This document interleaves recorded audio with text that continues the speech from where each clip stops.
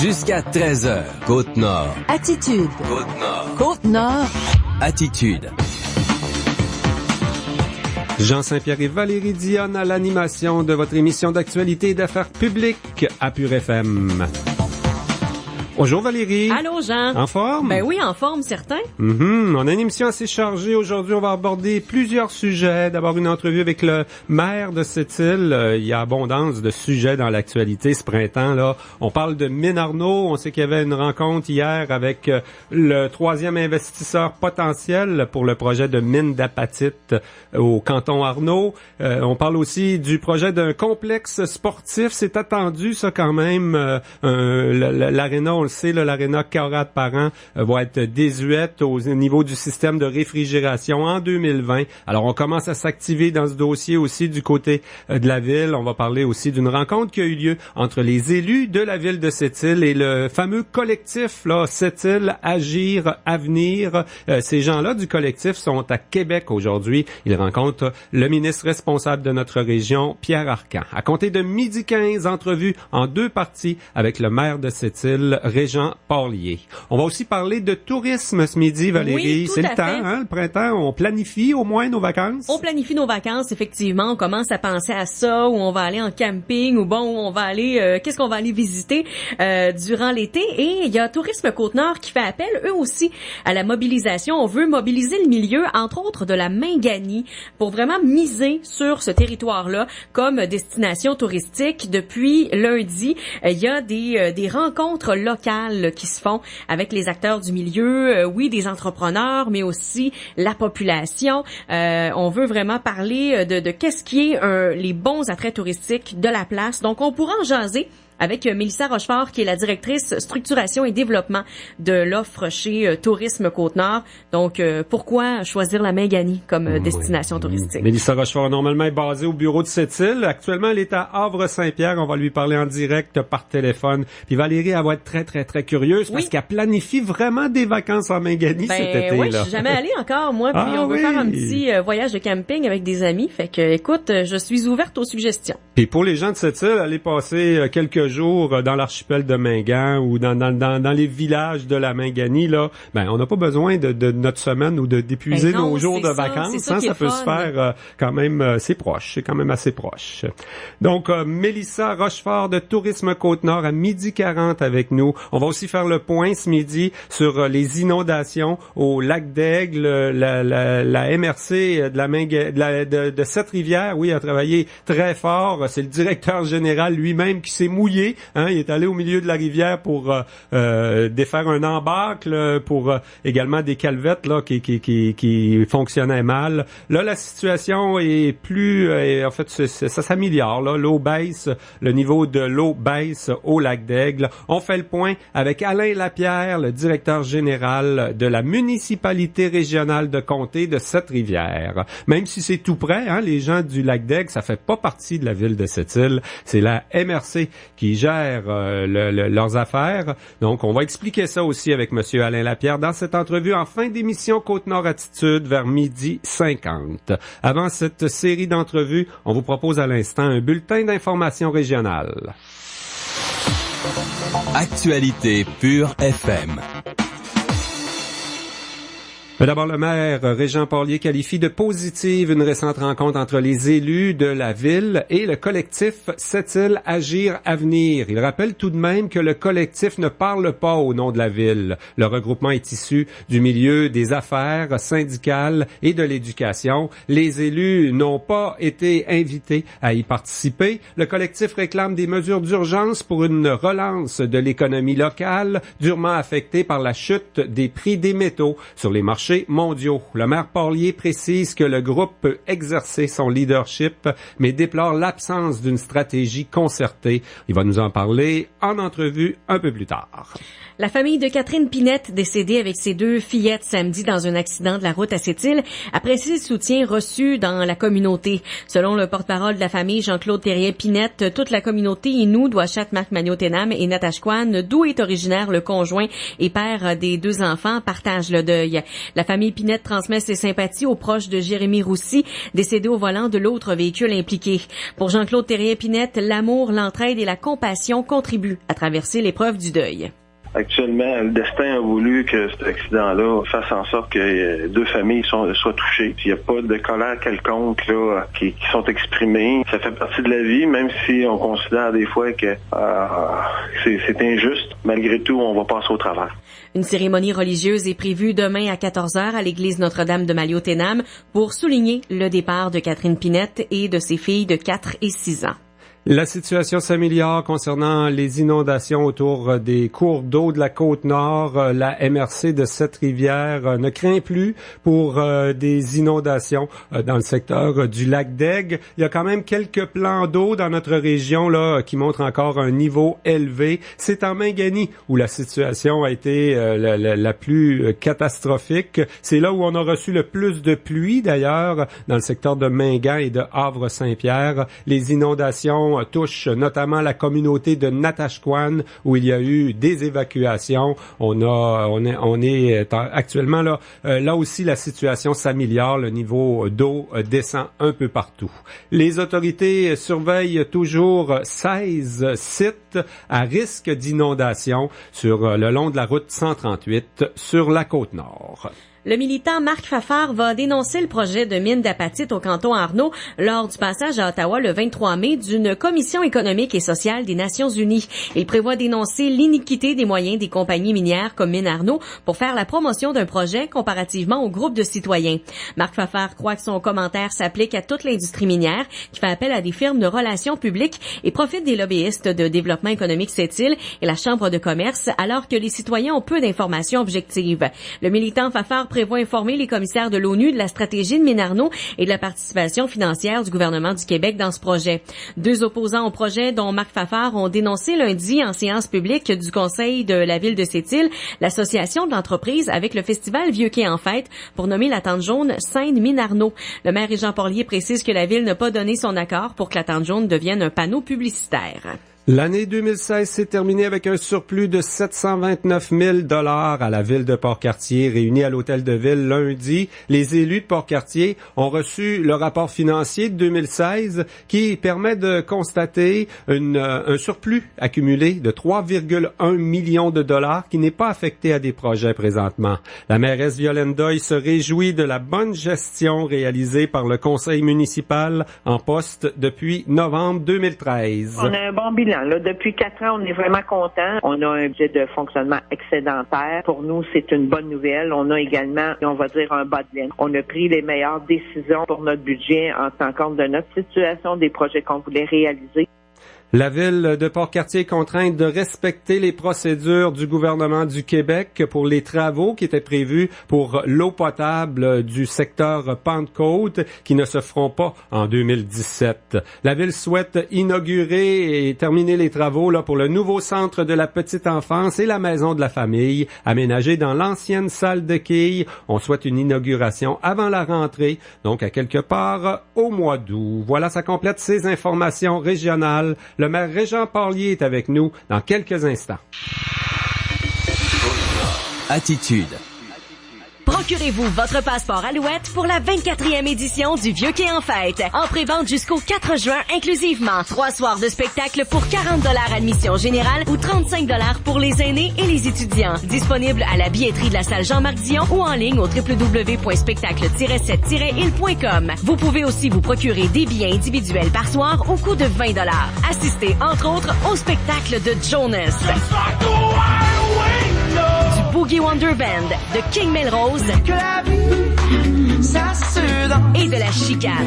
Ça fait du bien de se revoir. Pour tous les détails de la programmation, rendez-vous au www.vieuxquayenfête.com. La 24e édition du Vieux-Quai en fête, du 13 au 15 juillet, une présentation de la Luminerie Alouette. Voici l'éco-capsule de la MRC de Sept-Rivières. Saviez-vous qu'il y a un éco-centre à Sept-Îles et à Port-Cartier? Vous pouvez y amener la plupart des matières dont vous souhaitez vous départir, des piles aux vieux divans, en passant par les branches ou résidus de rénovation. Situé au 601 boulevard des Montagnais à Sept-Îles et au 97 boulevard du Portage des Mousses à Port-Cartier, quartier, vos écocentres offrent un service gratuit pour la clientèle résidentielle et sont ouverts durant toute l'année. Profitez-en et bon ménage du printemps. Pour en savoir plus, consultez le site de l'Écopatrouille au www.ecopatrouille.org.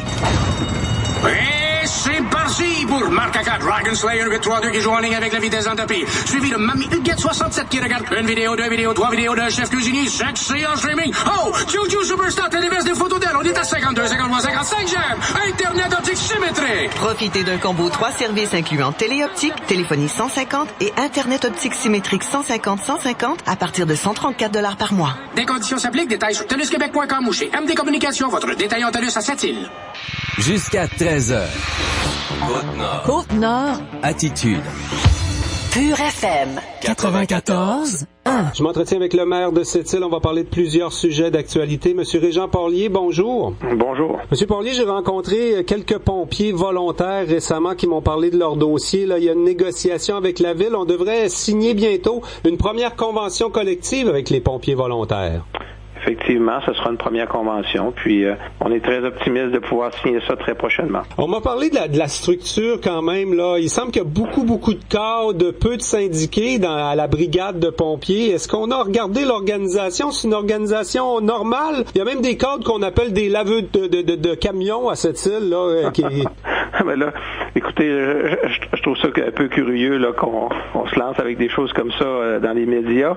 En réalité, puis je peux comprendre des fois lorsqu'il y a des discussions de négociation de convention collective qui avancent pas, là, on cherche toutes sortes de pistes pour faire bouger des choses, mais puisqu'on est sur le point de signer cette entente-là, bien on va se garder de partir sur toutes sortes de pistes inutilement. La structure, que ce soit cette structure-là ou d'autres structures, c'est des choses qu'on regarde régulièrement parce que les choses évoluent dans la vie, puis à un moment donné, avec le temps, il faut regarder est-ce que notre structure est adéquate, est-ce qu'elle est bien montée.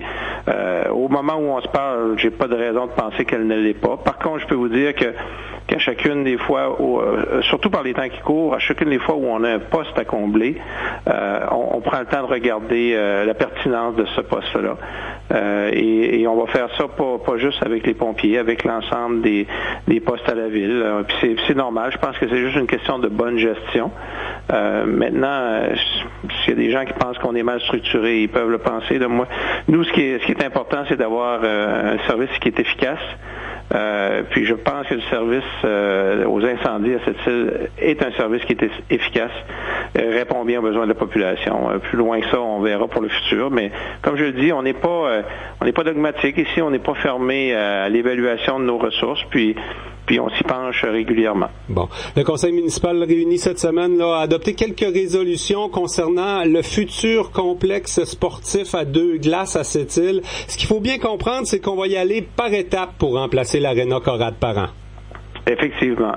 On va y aller par étapes à la hauteur de nos moyens, en fonction de notre cadre financier adopté il y a déjà 2 ans de cela. Il y a des besoins qui sont là, puis il y a aussi des incontournables.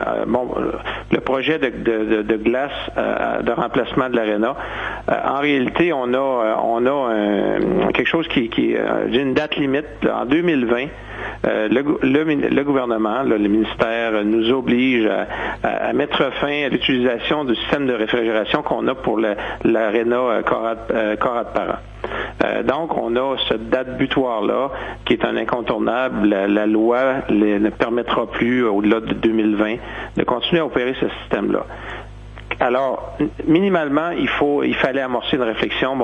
Qu'est-ce qu'on fait? Il faut savoir qu'il y a quelques années, on avait de grandes ambitions. On parlait même d'une équipe junior majeure à cette île. On avait un projet devant nous de quelques 40, je vous dis ça de mémoire, de 45 millions de dollars. Aujourd'hui, on est vraiment pas là. Aujourd'hui, on doit remplacer, on doit avoir une nouvelle glace et on regarde tous les scénarios. Je dis de nouvelles, mais on va déjà prévoir une 3e glace. Quand on dit le projet il est de 2 glaces, et vous avez raison de dire on va phaser le projet, parce que notre ambition, c'est d'abord et avant tout de remplacer Conrad-Parent, qu'on doit remplacer. On aurait pu aussi dire on s'engage dans une mise à niveau. de l'Arena Conrad-Parent, mais ça leur aurait coûté très cher et on aurait eu un équipement qui aurait été quand même, qui n'aurait pas été très à jour. C'est un édifice là, qui a plusieurs années, qui est désuet. Et commencer à investir pour essayer de remettre à niveau Conrad-Parent, l'évaluation l'avait été faite. C'était une aventure qui nous embarquait dans des grosses dépenses et finalement pour avoir une installation qui n'aurait pas été à la hauteur. Donc, le choix il a été fait avant nous, mais aujourd'hui on le reconsidère encore. Et c'est vraiment de dire, on va pour une nouvelle aréna, un projet à 2 glaces. Mais la première phase de ça, c'est une nouvelle glace qui va remplacer Conrad-Parent, qui pourra pas être utilisé pour son système, comme je vous le dis, son système ne sera plus dans les normes. Dans une autre étape, lorsque les argents seront là au rendez-vous, lorsqu'on aura les moyens de le faire, bien la troisième glace va devenir, ça sera Conrad-Parent qu'on va tout simplement mettre à terre puis rebâtir à cet endroit-là. C'est ce qui est planifié. Donc, de façon responsable, dans un premier temps, remplacer Conrad-Parent et dans un deuxième plan, plus tard, en fonction de l'évolution des choses puis de notre capacité de payer des citoyens, naturellement, on avancera. Ouais. Il y a un petit peu été question de Mine Arnaud cette semaine à la séance du Conseil, surtout à la période des questions. Là, Marc Fafard, notamment, qui était notre invité la semaine dernière à la radio, est venu exprimer encore des appréhensions, des oppositions, des inquiétudes. On parle entre autres aussi de l'architecture. Il semble y avoir de la déception des opposants parce que la tente jaune va s'appeler Mine Arnaud lors du Vieux Quai en fête. Ça, est-ce que ça dérange le maire de Sept-Îles? Une chose est sûre, puis il n'y a pas eu... la ville de Sept-Îles n'a pas donné son accord à ce que la tente jaune devienne un panneau publicitaire. Là. On va régler ça tout de suite, là, que ce soit pour Mine Arnaud ou pour autre chose. La tente jaune, c'est la tente jaune. C'est un endroit que je dirais un endroit commun. Ça appartient à la ville, c'est pour tous les citoyens. Puis on veut pas que ça ait une couleur de publicité. Là. Maintenant, c'est clair que une fois qu'on l'a dit, ben on aura un représentant au conseil d'administration du Vieux Quai en fête, c'est M. Berthe, et le message lui a été transmis. M. Berthe va faire ses représentations pour aller voir qu'est-ce qui se passe avec ça, parce que c'est sûr que c'est pas à notre satisfaction d'apprendre que la tente jaune va deviendrait quelque chose de publicitaire, là, ne serait-ce que pour le temps du Vieux Quai. Ouais, mais c'est courant d'appeler la scène TELUS, la scène, le festival c'est déjà appelé à Massy avec les concessionnaires automobiles. Tous les amphithéâtres portent un nom au Québec, là, que ce soit le Centre Bell ou Vidéotron, là. Ouais, c'est pour ça qu'à quelque part on a dit d'aller chercher les réponses à nos questions, là, parce que les inquiétudes, honnêtement, effectivement, de dire on appelle la scène, on lui donne un nom le temps du festival, c'est une chose, mais d'en faire une décoration publicitaire, là, ça c'est autre chose. Et donc on a quand même, on a dit à M. Berthe, il doit y avoir d'autres options, là, regardez les dons comme il faut au conseil d'administration. On n'a pas besoin d'une controverse, d'ajouter à la controverse, pas du tout. Le Vieux Quai en fête, je pense qu'il est en bonne voie de faire quelque chose d'intéressant cette année. Puis regardez, là, la tente jaune, ça demeure un endroit public qu'on se veut le plus, comment je dirais ça, sans autre nom que la tente jaune. On est, semble-t-il, dans la semaine là où un troisième partenaire évalue sérieusement la possibilité de s'associer à Mine Arnaud puis de démarrer le projet dès 2017. Le maire est au même point, hein? Il attend encore certaines réponses pour certaines inquiétudes, notamment l'eau potable du lac des Rapides. Écoute, ça fait pas longtemps qu'on s'en est parlé, puis le maire, depuis le début, il essaie d'avoir une certaine cohérence, là. Oui, ce qu'on nous a dit la dernière fois, c'était que le 9 de mai, il y avait une présentation à un investisseur intéressé, là.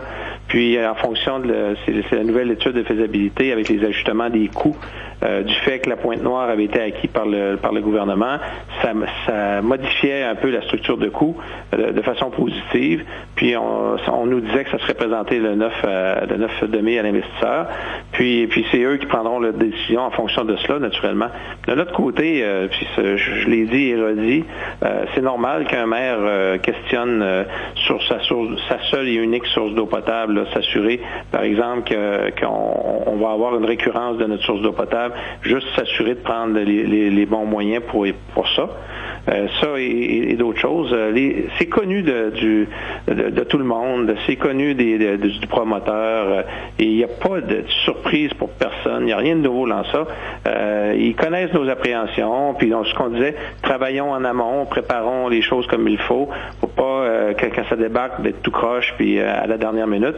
Puis c'est dans la cour de Ménarneau là à ce moment-ci. Ils sont très conscients c'est pas il y avait rien d'extraordinaire dans nos attentes. Puis comme je le disais, c'est normal là, pour des élus d'être responsables. Il y a un après Ménarneau aussi. Puis mais somme toute, il y avait rien là pour défriser personne. Là. C'était regardez, les préoccupations sont là, assoyons-nous puis regardons-les ensemble, tout simplement. Mais ça appartient à Ménardeau de donner suite à tout ça. Là. On fait une courte pause dans cette entrevue avec le maire Régent Porlier. En deuxième partie, on parle entre autres du collectif Sept-Îles Agir Avenir qui rencontre présentement le ministre Pierre Arcan. Jusqu'à 13h. Côte-Nord. Côte-Nord. Attitude. Nissan présente le Blitz de 5 jours. Jusqu'à samedi, obtenez grâce au rabais 5 jours jusqu'à 1000 $ de rabais additionnels sur les offres en cours. Ça signifie que vous profitez d'un rabais au total allant jusqu'à 4000 $ pour le nouveau Rogue redessiné, jusqu'à 3000 $ pour la Sentra, jusqu'à 3500 $ pour le Pathfinder et jusqu'à 11 000 $ de rabais au total à l'achat au comptant pour le Titan. Faites vite, le Blitz de 5 jours approuvé par le fabricant se termine samedi. Visitez votre concessionnaire Nissan. Pour la fête des mères, ou trouver à coup sûr le cadeau qui lui fera plaisir au Domaine Fleury.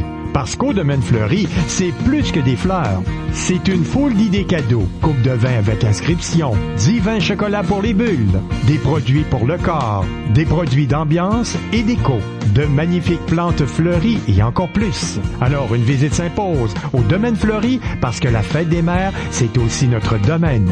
690 Boulevard L'Or.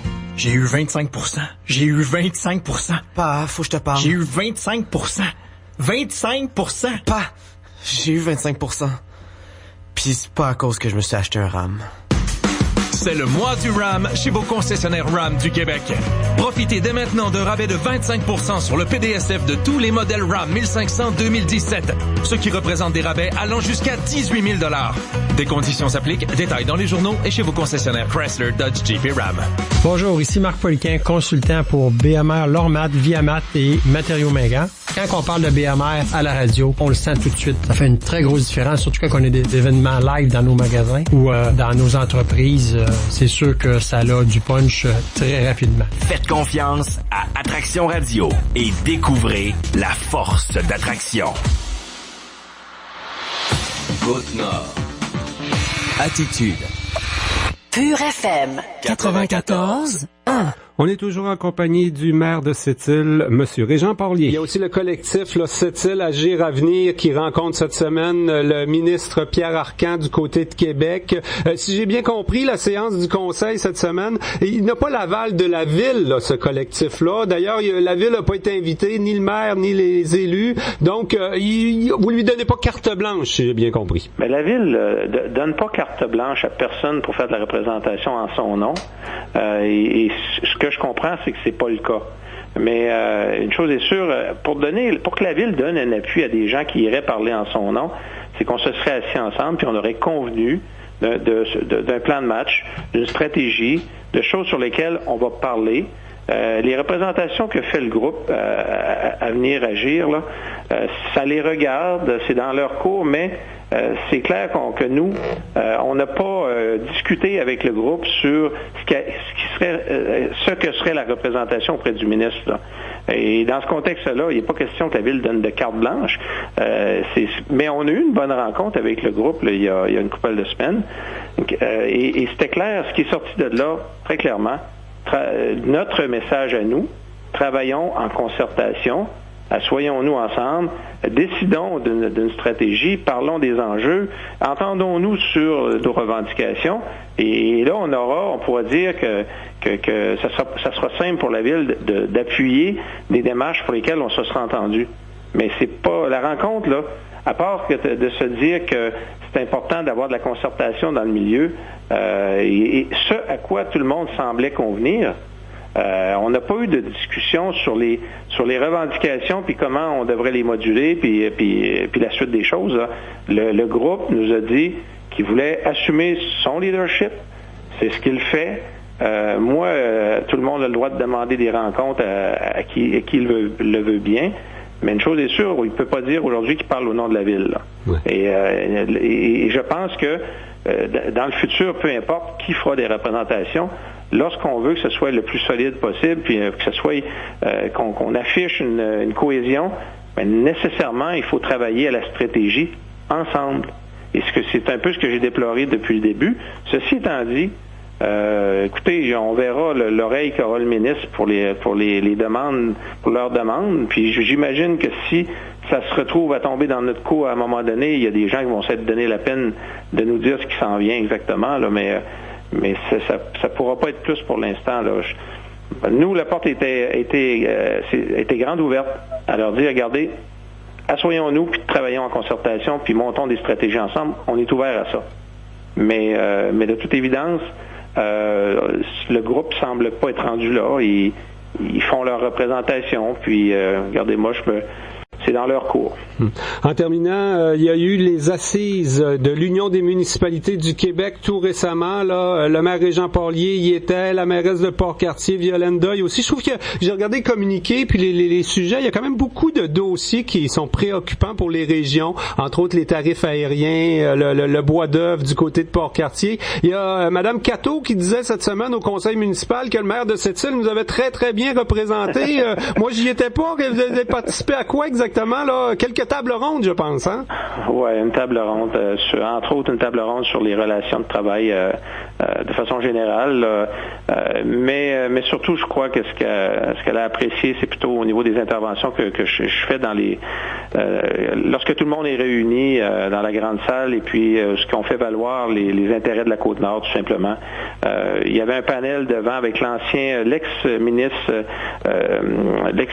Bachand, du Parti libéral. Et là, on parlait beaucoup de développement économique parce qu'un des deux enjeux principaux, il y a l'autonomie municipale et le développement économique. Ce sont les deux dossiers que Bernard Sévigny, le président de l'Union des municipalités, pousse très fort. Et donc, les assises étaient vraiment autour de ça, beaucoup autour du développement économique. On a eu d'ailleurs une présentation de Mme Leroux, Monique Leroux, l'ancienne présidente du mouvement Desjardins. Une excellente présentation. Et Mme Leroux le disait clairement, le développement économique doit passer par les élus municipaux. Et donc, on a un rôle de catalyseur, clairement. Ce à quoi je travaille fort depuis mon élection. Et là, quelque part, c'est pour ça que je vous disais, tantôt on parlait de faire de la représentation auprès des ministres. Son message était clair, il faut que les élus agissent comme catalyseurs en toute concertation avec les acteurs du milieu. Et c'est ce qu'il faut faire, et je pense qu'il faut se ramener à ça. Mais c'était d'excellentes assises. Il y a beaucoup à faire au niveau du développement. De plus en plus, les municipalités, et c'est par là souvent qu'on allume les différents projets à partir de la municipalité. Et on souhaite la reconnaissance du gouvernement de proximité et là d'avoir les moyens aussi parce que c'est une réalité. On est des acteurs de première ligne, de premier plan au niveau du développement. Donnez-nous les moyens de nos ambitions. C'est-à-dire souvent, dans le cas qui nous concerne, là, on sait que les gens qui vont faire de la représentation désireraient avoir un fonds de développement. Est-ce que c'est un fonds, nécessairement un fonds, où ça prend de l'accompagnement lorsque les élus, lorsque le milieu se prend en main puis a des projets, s'assurer d'avoir les accompagnements, que ce soit financiers ou le support nécessaire auprès des différents ministères. Je pense que c'est un tout de toute façon. Mais de considérer tous ces dossiers-là qui partent du milieu, qui partent des localités, des villes. Il y avait vraiment des bons conférenciers. On a eu entre autres la présidente de Gaz Métro qui était là, Mme Brochu. C'est une femme de tête, là. Il y avait elle et Mme Leroux, deux femmes de tête, avaient des messages importants pour, entre autres, pour la place que les femmes doivent prendre, pas juste dans le monde des affaires, mais dans le monde municipal.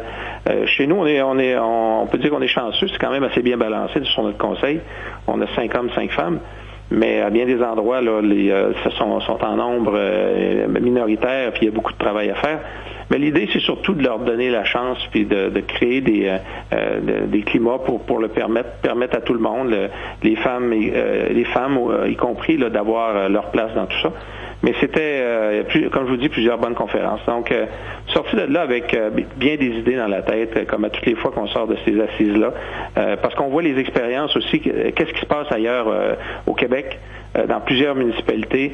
C'est une belle occasion de réseauter aussi. J'ai des collègues avec qui on a des projets qui peuvent très bien s'attacher ensemble. Donc, non, c'est une belle occasion de parler de chez nous, de nos enjeux, de le faire comprendre aussi aux autres, parce que c'est là, je pense que c'est ce que Mme Cato avait bien aimé lorsque je suis intervenu suite au panel de M. Bachand, puis je lui disais juste la question du gaz naturel, entre autres, parce que c'est normal là, que la Côte-Nord est encore à se battre pour espérer un jour avoir le gaz naturel. Ça fait pas de sens. On a parlé de tout aussi du réseau des communications, Internet haute vitesse, où est-ce qu'encore aujourd'hui, en 2017, il faut se battre pour avoir un réseau qui a du bon sens pour aller rejoindre tout notre monde. C'est des outils de développement. La Côte-Nord a besoin d'avoir ces outils de développement comme toutes les régions du Québec. Et c'est une belle tribune où est-ce que tu as du monde de partout au Québec de leur dire, écoutez, là, nous on fait de la représentation régulièrement pour avoir au minimum des outils pour nous développer comme toutes les autres. Il faut jamais perdre de vue que la Côte-Nord représente 2,2%. En tout cas, aux dernières données que j'avais, 2,2% du PIB au Québec et pour 1,1% de la population. Donc, on l'a fait grandement notre part. On peut penser à l'électricité aussi. 40% d'énergie du Québec qui sort de la Côte-Nord ou qui transite par la Côte-Nord. On dit, est-ce qu'on a le droit, là, est-ce qu'on peut penser aujourd'hui d'avoir un petit peu le retour, d'avoir une route qui a de l'allure, là, une route 138 qui est exécrable à bien des endroits, qui est même pas aux normes, puis qu'on doit faire de la représentation année après année, terminer cette route-là vers Blanc-Sablon. Est-ce qu'on peut penser qu'un jour, là, on va arrêter de prendre la Côte-Nord là, pour un endroit où on va chercher et on revient, mais comme un endroit où on peut penser développement comme partout au Québec? J'espère que oui. Ben c'est ça. Tous les maires du Québec étaient là. C'est effectivement une bonne tribune. En même temps, c'est une année spéciale, parce que tout le monde va être en élection à l'automne. Dans un an, les assises des municipalités, il y aura peut-être bien des visages différents aussi, là. Effectivement, t'as raison. Les élections s'en viennent. Puis ça, c'est très sain. Il n'y a rien de plus sain qu'une élection, en quelque part. C'est une occasion pour la population de dire est-ce que c'est ce qu'elle souhaite, là, est-ce qu'elle a devant elle, ou elle souhaite autre chose. Puis c'est un exercice qui permet de débattre des idées, justement. J'espère qu'on aura des bons débats d'idées pour les élections qui s'en viennent. C'est important. Les gens, souvent, il y a des gens qui je dirais, je vais le dire comme je le pense, qui chialent beaucoup, mais qui font pas entendre leur voix aux bons endroits. Aujourd'hui, c'est facile là, avec les réseaux sociaux, là, ça tire dans tous les sens, mais prendre le temps d'aller voir votre conseiller, de prendre le temps d'aller à une séance publique, puis d'essayer de nous faire avancer comme communauté, c'est drôlement plus important. Et il y a des enjeux qui sont là. Puis quand on n'est pas d'accord d'en débattre des choses, il n'y a rien de plus simple et de plus naturel. Puis l'évolution là est pas terminée. Même en 2017, il y a encore un grand bout de chemin à faire, puis il y en aura toujours de toute façon. Et ça se fait dans le débat qui est sain. Puis l'élection, c'est une belle occasion de faire valoir où est-ce qu'on veut aller 4 ans plus tard. Régent Porlier, maire de Sept-Îles, un gros merci d'avoir pris tout ce temps avec nous ce midi. C'est moi qui vous remercie. Bonne journée. Bonne journée. Vous écoutez Côte-Nord Attitude, en direct du studio Sept-Îles Embellissement Nutri de Côte-Nord. Les nouveautés sont arrivées chez Olivier d'Occasion. Profitez du plus grand inventaire de voitures d'occasion dans la région et du meilleur prix à l'achat ou à l'échange de votre véhicule actuel. Voyez notre inventaire au www.olivieroccasionseptile.com et obtenez un rabais instantané. Venez nous rencontrer au 106 Maltais. Votre radio sera sur place dès 14h30. Olivier d'Occasion, ouvert ce soir jusqu'à 20h. Financement disponible sur place. Olivier Occasion. Moi, c'est Iris. Les yeux, les lunettes, ça me fascine. Sûrement parce que je représente Iris, la plus grande bannière de professionnels de la vision au Canada.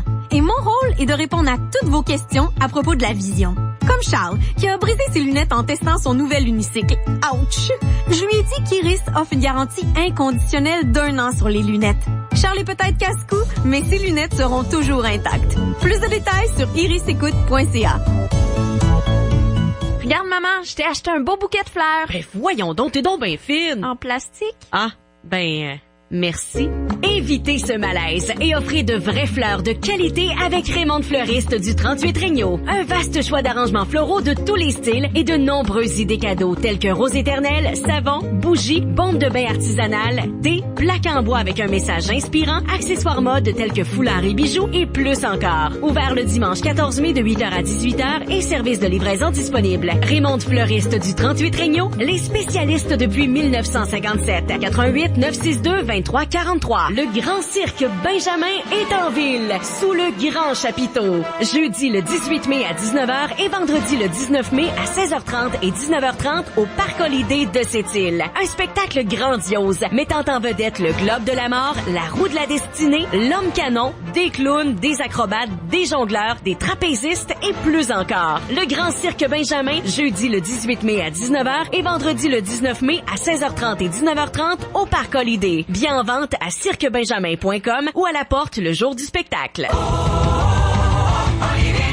Olivier Nissan présente le Blitz de 5 jours. Jusqu'à vendredi, obtenez jusqu'à 1000 $ de rabais additionnels sur les offres en cours. Ce qui signifie que vous profitez d'un rabais au total allant jusqu'à 4000 $ sur le nouveau Rogue redessiné, jusqu'à 3000 $ sur la Sentra, jusqu'à 3500 $ sur le Pathfinder et jusqu'à 16 000 $ de rabais au total à l'achat au comptant pour le Titan. Faites vite, le Blitz de 5 jours approuvé par le fabricant se termine vendredi chez Olivier Nissan. 115 Monseigneur-Blanche à Sept-Îles. Jusqu'à 13h. Côte-Nord. Côte-Nord. Attitude. Pure FM. 94.1. Valérie, la Mangani se mobilise pour accroître son potentiel touristique et elle va avoir tout le soutien de Tourisme Côte-Nord, une des employées là, de Tourisme Côte-Nord Duplessis, basée à Sept-Îles et d'ailleurs sur place à Havre-Saint-Pierre pour planifier un peu la prochaine saison touristique. Oui, tout à fait. Elle s'appelle Mélissa Rochefort. Elle est directrice structuration et développement de l'offre chez Tourisme Côte-Nord et on la rejoint justement directement de Havre-Saint-Pierre. Bon midi, Madame Rochefort. Bonjour à vous. Là, vous voulez faire un partenariat. En fait, vous vous mobilisez pour démontrer tout le potentiel touristique de la Mangani. On dit que vous vous associez avec des partenaires locaux régionaux. Parlez-nous-en de cette association-là. Oui, effectivement. Donc, tout récemment, il y a eu la création de la table ad hoc en tourisme pour la Mangani. Donc, un beau partenariat qui rassemble, Tourisme Côte-Nord, il y a la MRC de Mangani, le Centre local d'emploi d'Havre-Saint-Pierre, la réserve de Parc national du Canada de l'archipel de Mingan. Il y a Rendez-vous Mangani, la SADC Côte-Nord, Voyage Coste, et il y a aussi un représentant de la communauté d'Equanichit qui a participé aux rencontres. Donc, le but vraiment, c'est de s'associer tous ensemble pour se doter de visions de développement touristique communes et pour ce faire, évidemment, toute la participation de chacune des communautés est primordiale. Donc, ce qu'on fait en ce moment, c'est qu'on a entamé une tournée en Mangani cette semaine, donc lundi. Ça se poursuit jusqu'à jeudi et il y a une deuxième tournée qui s'en vient dans la semaine du 29 mai. On s'assoit avec chacune des localités pour entendre les gens. Donc, autant les élus, les intervenants touristiques, les citoyens qui ont l'intérêt pour l'industrie touristique, qu'on sent d'ailleurs déjà très, très présente. Et on s'assoit avec eux pour qu'ils viennent nous exprimer c'est quoi leur vision du développement touristique, c'est quoi leurs caractéristiques au niveau local et qu'est-ce qu'ils aimeraient mettre en place vraiment là pour augmenter les retombées économiques touristiques dans chacune des localités. Et qu'est-ce qui ressort de ces rencontres-là? Parce que là, c'est commencé depuis lundi. Comment ça se passe jusqu'à maintenant? Ça se passe très bien. On a vraiment un bon taux de participation concertation, les gens sont dynamiques, il y a une belle rétroaction. Donc évidemment, on est là pour leur expliquer la démarche, mais ça on le fait en quelques minutes à peine. Le but ensuite, c'est de les écouter. Donc on a la chance de pouvoir profiter de l'expertise d'un consultant externe qui a développé des outils pour animer ces ateliers-là, pour vraiment aller à l'essentiel et retirer le maximum d'informations de chacune des localités pour en venir à un plan d'action local. Donc, ce que recueille comme information maintenant, évidemment, on part pas avec une page blanche parce qu'il y a déjà des connaissances des différents partenaires de la table ad hoc au sujet de chacune des localités. Donc, on a tout rassemblé. Si certaines localités avaient déjà des plans de développement qui dataient de quelques années, on les a étudiés aussi et on a rassemblé toute l'information en voulant dresser le diagnostic de l'offre touristique par catégorie d'activités finalement. Donc la nature, le plein air, la culture, les services touristiques également, donc toutes les croisières, excursions, donc toutes par catégorie comme ça. Et ce qu'on en ressort, c'est soit des projets qui sont déjà en cours dont on n'était pas au courant, soit des idées, vraiment là des idées qui permettraient à chacune des localités de se démarquer. C'est vraiment constructif comme échange et très dynamique. Ouais, ben bravo pour ce bel effort de concertation. Par contre, c'est pas évident développer le tourisme en Mingani là, surtout que l'économie va mal de ce temps-ci. On comprend clairement que c'est devenu une priorité pour le milieu économique, le milieu des affaires, les organismes aussi qui sont autour de vous là. Mais la saison est très courte quand même. Des investissements privés là, c'est long à rentabiliser quand il y a vraiment des visiteurs pendant 6 à 8 semaines, hein? Oui, les défis sont effectivement très grands. On est en région plutôt éloignée des grands centres, donc des grands marchés, et c'est pour ça qu'il faut se mobiliser. Donc, si on essaie de faire chacun de notre côté nos petits efforts, c'est plus difficile que quand on se concerte tout le monde ensemble. On le fait depuis une couple d'années en Basse-Côte-Nord. Il y a cette même table ad hoc-là qui existe pour la Basse-Côte-Nord avec un regroupement d'intervenants et on le voit que ça mène à des actions spécifiques parce que la table ad hoc, justement, elle s'assure de la mise en œuvre de ce qui va avoir été mis sur papier comme plan d'action parce qu'on veut pas que ce soit du papier dont la région ne retrouvera rien. On veut vraiment qu'il y ait une mise en œuvre. Fait que la table ad hoc chapeaute ça et s'assure justement d'aller chercher les fonds pour qu'il y ait pour que les actions se réalisent. Et comme on travaille dans le cadre des stratégies régionales du plan stratégique de développement touristique Côte-Nord, qui elles suivent les stratégies du ministère du Tourisme, et en plus que c'est une démarche de concertation, ben là aussi c'est plus facile d'aller débloquer des fonds. On s'entend que c'est jamais si facile d'aller chercher de l'argent, mais le fait d'additionner toutes ces circonstances-là, ça facilite l'accès à des fonds pour de la mise en œuvre. Et on le voit en Basse-Côte-Nord, c'est un exemple qui démontre que ça fonctionne, cette formule-là. Puis comme les gens embarquent très bien jusqu'à maintenant, c'est porteur pour chacune des localités. Oui, en Mingani, là, Madame Rochefort, la conclusion de cette belle concertation-là, ça pourrait pas être un gros projet mobilisateur. Je pense bien sûr à un lien interrive là entre Havre-Saint-Pierre, Anticosti et la Gaspésie, qui a déjà une industrie touristique pas mal plus solide que nous autres, là. Effectivement, ce projet-là, un projet d'envergure, va ressortir évidemment dans la démarche. Là, pour l'instant, on s'assoit avec chacune des localités pour se doter de priorités de développement touristique local et éventuellement, à travers les étapes, à travers les mois, l'objectif, c'est de se doter de priorités de développement aussi pour l'ensemble de la Mingani. Donc, le genre de projet dont vous venez de parler risque de se retrouver au niveau plan d'action pour l'ensemble de la Mingani et ça n'empêchera pas les localités chacune, avec le support de la table, de mettre en œuvre leurs propres actions. Et tout ça est chapeauté par les mêmes organisations. Donc, le but, ça va être d'y aller en complémentarité, de s'assurer que tout le monde y gagne au change. Et c'est là où on est gagnant finalement. Mais oui, des gros projets comme ça, c'est sûr que ça va ressortir dans les ateliers. Là. Madame Rochefort, j'aimerais ça que vous nous vendiez la Mingani ce midi parce que cette île Port-Cartier, il y a un beau bassin de touristes. Et Valérie, ça va prendre des vacances en Mingani cet été. Écoutez, non, mais je suis en train de planifier un voyage camping là, avec des amis, puis là, on se dit, pourquoi pas aller visiter ce coin-là. C'est quoi les attraits à ne pas manquer dans la Mingani? Ah, ben mon Dieu, en partant, le contact avec la nature et la mer, ça, c'est vraiment omniprésent. Donc, vraiment, les contemplatifs, là, et même ceux qui ne le sont pas, le deviennent, je le crois bien, parce que la vue, en ce moment, j'ai une vue magnifique sur la promenade Havre-Saint-Pierre avec les îles, la mer qui est présente, le soleil, la plage. C'est vraiment magnifique. Il y a des gens qui marchent sur la promenade. Vous avez du soleil, vous autres, là, en plus. Ben ça, c'est déjà bon, là. C'est déjà bon. Il y a du soleil ici, un petit peu timide, mais il est là pas à 100%, mais il est bien là avec quelques éclaircies. Mais vraiment, donc ça, c'est clair, le contact avec la nature, puis il y a différentes façons de le vivre, que ce soit en marchant sur les plages. Ce qui est fort ici, c'est que on peut marcher tranquillement sur les plages sans être dans des foules. Donc on a vraiment encore là la tranquillité. Ensuite de ça, il y a les excursions aussi qui sont très variées. Il y a des excursions soit pour se rendre à l'île d'Anticosti, soit pour découvrir les archipels de Mingan, et en différents, soit même pour aller voir les baleines aussi, même avec des chercheurs, et dans des types d'embarcations différentes. On pourrait répondre un peu à monsieur, madame, tout le monde, dépendamment si on a des jeunes enfants, si on a des limitations, ou qu'est-ce qu'on préfère comme activité. Donc, il y a du gros bateau, il y a du Zodiac, il y a du entre les deux aussi. Les activités de sites de plein air, comme les randonnées pédestres, sont très, très, très populaires chez nous. On a une panoplie de sentiers pédestres vraiment qui amènent des points de vue tellement diversifiés d'un sentier pédestre à l'autre.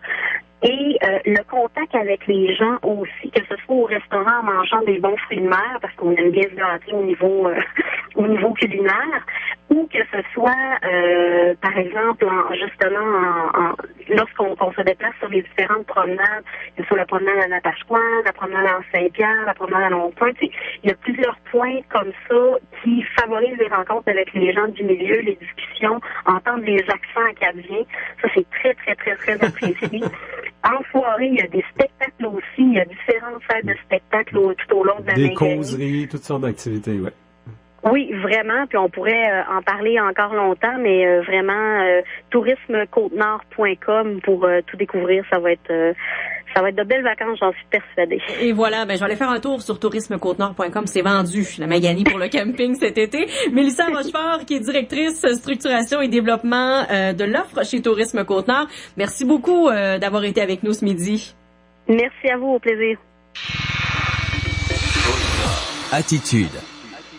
Ce qui est excitant quand on déménage, s'installer dans sa nouvelle maison. Et chez Cogeco, on croit que votre nouvelle maison mérite le meilleur divertissement. Obtenez la meilleure télé, Internet et la téléphonie pour seulement 69 $ par mois pendant 6 mois. Le Répit Richelieu est à la recherche de candidats pour combler un poste de préposé aux bénéficiaires de nuit, et ce, dès maintenant. L'horaire de travail est entre 30 et 40 heures semaine. Référence demandée. Si ce poste vous intéresse, transmettez votre CV par courriel à répit sans accent @répirichelieu.com sans accent, à l'attention de Madame Mélanie Masson. Pour information, 88 962 37 77. Pour la fête des mères, offrez un morceau de la Côte-Nord. Grâce à des créations et fabrications artisanales de chez nous, disponibles au Musée régional de la Côte-Nord. Grands choix de bijoux, décorations pour la maison, sculptures et autres œuvres d'art, produits de soins personnels, produits du terroir, articles de laine, chapeaux, tricots, sacs et sacoches, sans oublier notre section d'artisanat autochtone.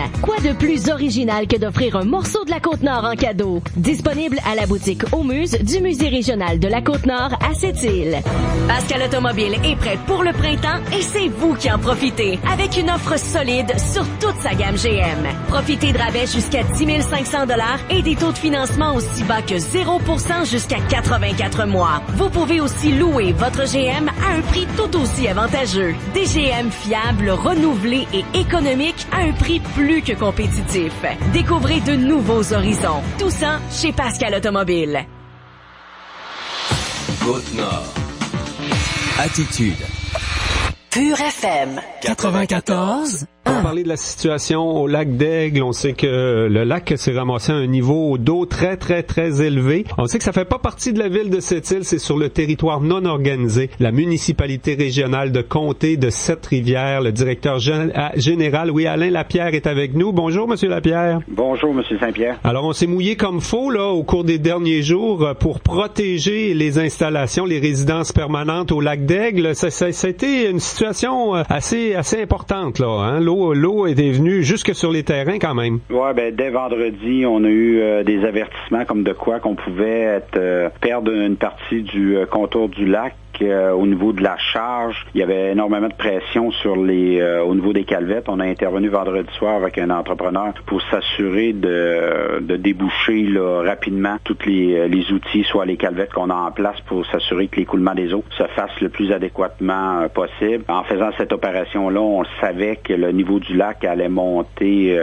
quand même rapidement. On a surveillé toute la fin de semaine ce qui se passait au niveau du lac et dès la fin de semaine, le niveau du lac est monté un seuil critique. On a dû intervenir rapidement là, pour essayer de déboucher la décharge. Là, pour les gens du secteur connaissent très bien l'endroit qu'on parle. C'était glacé là, sur environ 4 à 500 mètres de la décharge au lac, ce qui évitait, qui ne permettait pas l'écoulement des eaux. Oui, on a eu un hiver assez particulier, beaucoup de neige. C'est en lien direct, hein? Il y avait beaucoup de glace parce que il y a eu beaucoup de neige tout l'hiver. À un moment donné, ça fond tout en même temps, puis ça bloque à des endroits. La problématique qu'on avait, nous, c'est justement, ça n'avait pas commencé assez à fond pour que dès qu'on aurait eu un ruissellement d'eau, qui s'aurait fait que naturellement la décharge serait ouverte à sa pleine largeur et fait son travail. On a été obligé d'intervenir à la bonne vieille méthode, là, c'est-à-dire de façon mécanique là, et manuelle avec des bottes de pêche puis de l'eau et de la slush jusqu'à hauteur de la ceinture. Et dans le fond, on avait déjà un peu travaillé l'an dernier parce qu'il y a quand même plusieurs calvettes, là, entre autres là où la rue Holiday change de nom pour devenir Chemin du lac d'Aigle et ses responsabilités de la MRC. On avait quand même amélioré la canalisation, sinon on aurait pu vivre ça de façon encore pire cette année. Heureusement, justement, dans notre plan d'amélioration du secteur, on avait investi 300 000 $ l'année passée afin de changer les 14 calvettes là, du secteur qui a aidé à favoriser l'écoulement. Là. On a surdimensionné à certains endroits, entre autres où la décharge, là, pour permettre justement quand il y a une crue d'eau qu'on soit capable là, d'évacuer plus facilement les volumes qui rentrent de façon additionnelle sur le lac. C'est des secteurs à risque, quoi. Chaque printemps, on surveille un petit peu la situation au lac d'Aigle parce que c'est des résidences permanentes aussi, là. Ouais, il y a un bon mix, là. Il y a plus de 50% que c'est des gens qui résident, là. On parle d'un secteur qui touche environ 120 à 130 personnes.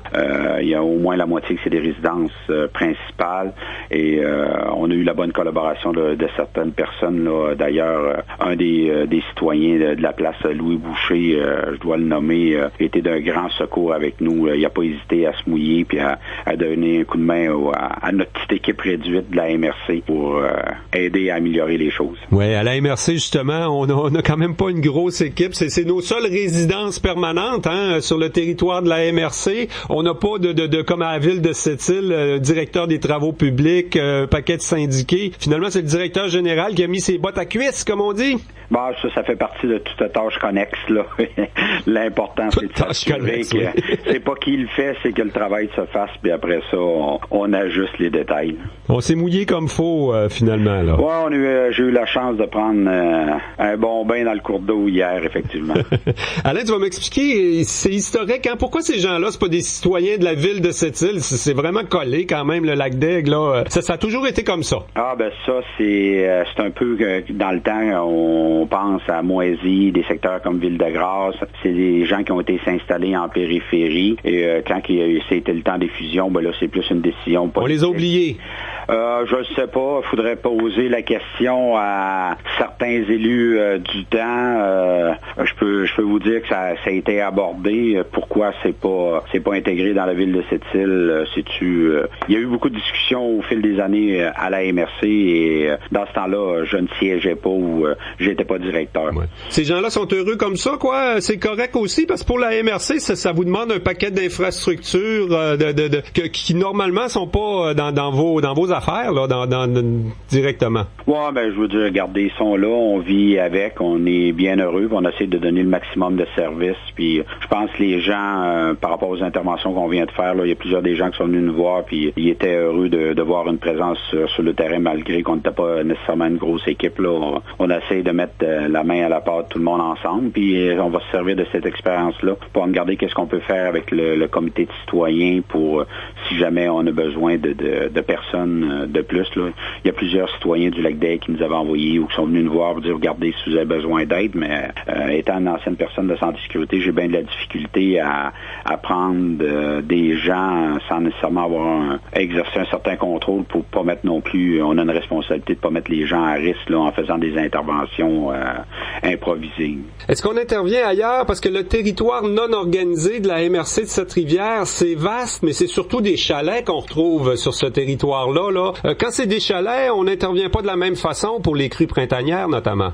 Ben, c'est sûr. Puis d'ailleurs, tous les chemins multiressources, les chemins forestiers... Il doit y en avoir d'inonder des chemins en forêt là, actuellement, pas mal même. Ben, la plupart sont pas accessibles, donc on ne connaît pas. Là, ça va faire un peu comme il y a 2 ans. Ça se peut qu'on apprenne d'un prochain jour ou d'une prochaine semaine, quand les gens vont commencer à retourner en forêt, qu'il y a eu des problématiques. Mais l'important, là, c'est la sécurité des gens. Puis après, bon, on s'ajuste par rapport au bien des personnes. On peut rappeler, il y avait justement l'Assemblée générale annuelle là, de la MRC récemment. C'est une structure particulière. Je pense que c'est le seul endroit au Québec où il y a seulement 2 municipalités pour former une MRC, hein? Ouais, ben on est dans les seuls, effectivement. On a une particularité là, en ayant deux villes seulement. Pour certaines choses, ça facilite les démarches. On a quand même 2 villes qui sont autonomes. Ça nous enlève certaines responsabilités dans certains autres domaines qui nous permet justement de centrer nos opérations sur un secteur comme le Lac-des. Pour d'autres MRC où ce que c'est 15 petits villages où ce que tout le monde n'a pas beaucoup de moyens, ben là la MRC, la table de concertation pour essayer de maximiser les ressources puis les interventions sur le terrain. Vos voisins de la Mangani vous ont pas demandé de l'aide parce que l'inondation était plus forte là, dans le secteur Havre-Saint-Pierre, Mingan, Natashquan, même les territoires non organisés de cette MRC-là doivent être très affectés aussi là. Ouais, mais les territoires non organisés, ça le dit là, c'est territoires non organisés. Au niveau des responsabilités, la gestion des terres publiques, ça relève aussi en grande partie de l'État, là. Mais c'est des secteurs qui sont pas habités, donc les bâtiments, c'est un peu comme quand on parle d'érosion des berges, là. On voit quand c'est une résidence principale puis un chalet, c'est pas les mêmes interventions au niveau de la sécurité civile ou la sécurité publique. Et sur le plan politique, la MRC de Cette-Rivière, il y a eu l'Assemblée générale, comme je le disais, on s'est donné des priorités, quoi. Dans le fond, c'est essentiellement la mairesse de Port-Cartier puis le maire de Sept-Îles qui discutent à vos assemblées. Non, ben c'est deux municipalités, il y a 4 représentants, un préfet, et la particularité de notre MRC, il faut qu'on ait un vote unanime. On a des séances publiques un peu comme dans les municipalités, là. Tous les mois, on a une séance publique que les gens peuvent venir. Ça se déroule le 3e mardi de chaque mois à 16h30 au bureau de la MRC, et on passe des résolutions là, un peu comme dans les municipalités, là. C'est sensiblement les mêmes sujets. On vous connaît pour le travail de l'éco-patrouille, mais il y a plein d'autres choses aussi, hein. Même que les MRC sont appelés, là, peut-être dans les prochaines années, à augmenter en importance, là, parce qu'on a, entre autres, aboli les conférences régionales des élus. On vous transfère de plus en plus de dossiers, de programmes, de toutes sortes de responsabilités, non? Ben, ça, c'est bien, parce que en même temps, ben, on est, veut pas, on est un gouvernement de proximité qui est très près de la population. Oui, ici, le fait qu'on ait 2 villes autonomes, des fois, on prend moins de place, mais quand on en garde, au niveau des responsabilités, le Fonds d'aide au développement des territoires, on a une enveloppe d'au-delà de 800 000 qu'on investit dans la communauté. On est en train de travailler avec le gouvernement pour mettre en place le Fonds d'aide au rayonnement des régions, où ce qu'on va encore à pouvoir intervenir. On a créé un fonds dans la dernière 2 ans. On a injecté 500 000 de soutien à l'entrepreneuriat pour aider nos PME à passer à travers la période un un peu plus morose au niveau de notre développement économique. On n'est pas nécessairement beaucoup connu. On fait pas beaucoup de publicité, de promotion, mais on est quand même rendu des acteurs incontournables au niveau du développement de notre territoire. Mais il y a toute la question de la gestion de l'environnement. Vous avez des responsabilités, entre autres le plan de gestion des matières résiduelles. Là, on va rajouter le compostage, une 3e poubelle partout sur le territoire. Ça aussi, ça va être des responsabilités de la MRC. Ça veut dire quand même que ça prend un directeur général très polyvalent là, qui gère des programmes, des gros argents, puis qui va débloquer des décharges là, au lac d'Aigle aussi. Ah, ben ça, il n'y a pas de problème. Alain Lapierre, un gros merci pour cette entrevue radio. Ça fait plaisir. Bonjour.